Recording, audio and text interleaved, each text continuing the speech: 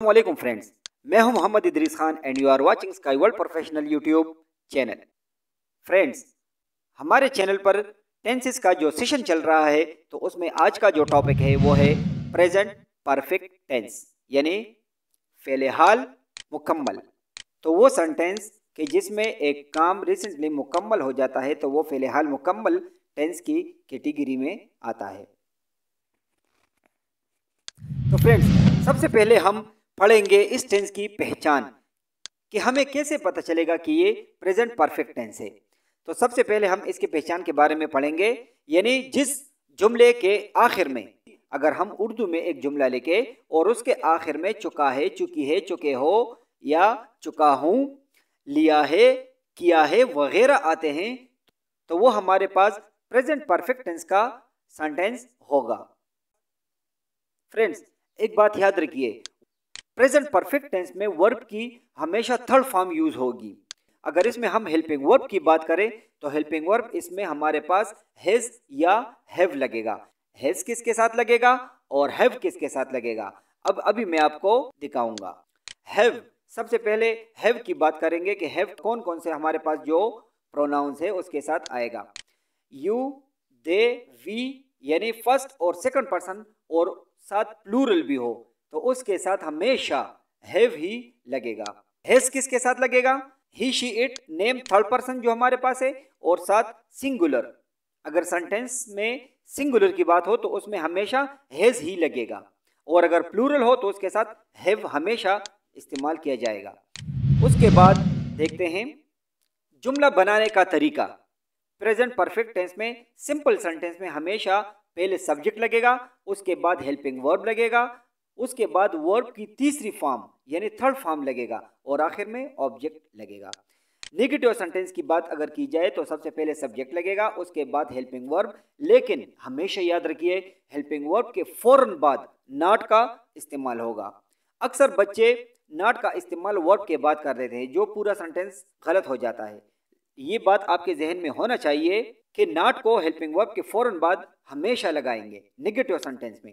अगर interrogative sentence की बात की जाए तो इसमें हम हेल्पिंग वर्ब को सब्जेक्ट से पहले ले आएंगे। सबसे पहले हेल्पिंग वर्ब, फिर सब्जेक्ट, फिर वर्ब की तीसरी फॉर्म और आखिर में ऑब्जेक्ट। और अगर इंट्रोगेटिव की बात की जाए तो अगर ऐसा सेंटेंस हो कि इसमें सवाल भी किया हो और नेगेटिव भी हो तो उसमें हम सबसे पहले हेल्पिंग वर्ब लगाएंगे, उसके बाद सब्जेक्ट लगाएंगे। और लेकिन यहाँ पर एक बात और जहन में रखिए कि इंट्रोगेटिव सेंटेंस में हम सब्जेक्ट के फौरन बाद नॉट लगाएंगे और उसके बाद वर्ब लगाएंगे और आखिर में ऑब्जेक्ट लगाएंगे। तो फ्रेंड्स, कुछ सेंटेंस मैं आपको अभी दिखाता हूं जिससे आपका माइंड क्लियर हो जाएगा। सबसे पहले, मैं खाना खा चुका हूं, I have eaten the meal. देखो आई हैव आ गया, यानी सब्जेक्ट आई आ गया, आई के साथ हमेशा हैव ही लगेगा क्योंकि ये थर्ड पर्सन नहीं है, थर्ड पर्सन सिंगुलर के साथ हैज ही लगेगा, बाकी जितने भी है सबके साथ हैव ही लगेगा। देखो I have eaten the meal, eat, ate, eaten, देखो यहाँ पर ईट की थर्ड फॉर्म यूज हुई है, हमेशा इसमें थर्ड फॉर्म ही यूज होगा, चाहे नेगेटिव सेंटेंस हो चाहे इंट्रोगेटिव सेंटेंस हो, लेकिन उसमें वर्ब की हमेशा थर्ड फॉर्म ही इस्तेमाल होगी।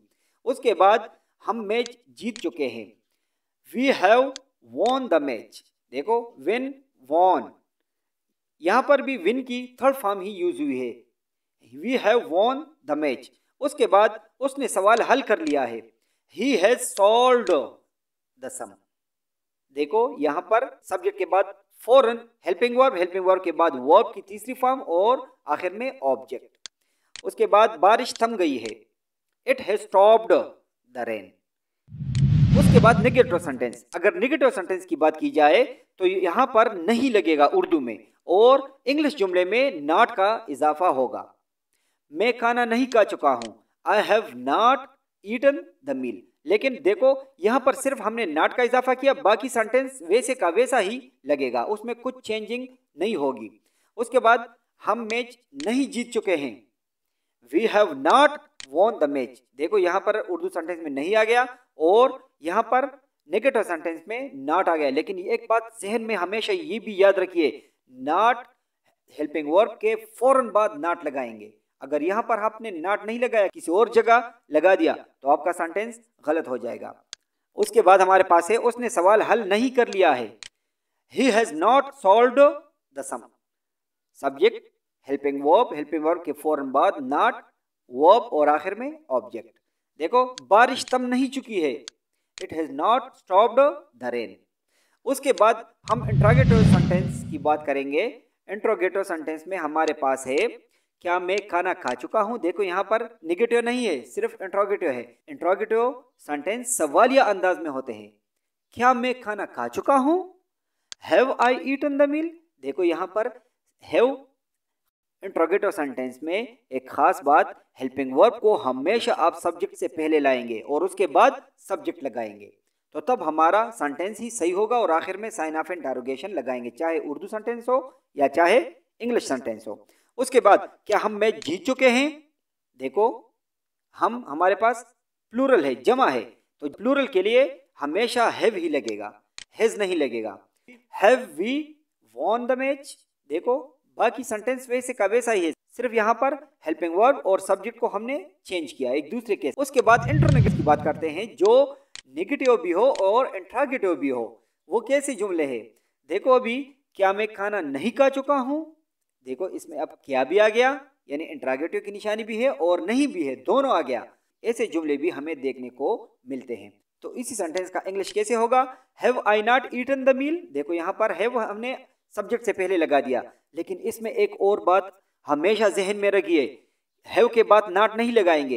इंट्रोगेटिव सेंटेंस में हैव के बाद सब्जेक्ट जो हमारे पास होगा वही लगाएंगे और सब्जेक्ट के फौरन बाद हम नॉट लगाएंगे और बाकी सेंटेंस वैसे का वैसा ही होगा। Have I not eaten the meal. उसके बाद क्या हम मैच नहीं जीत चुके हैं। Have we not won the match.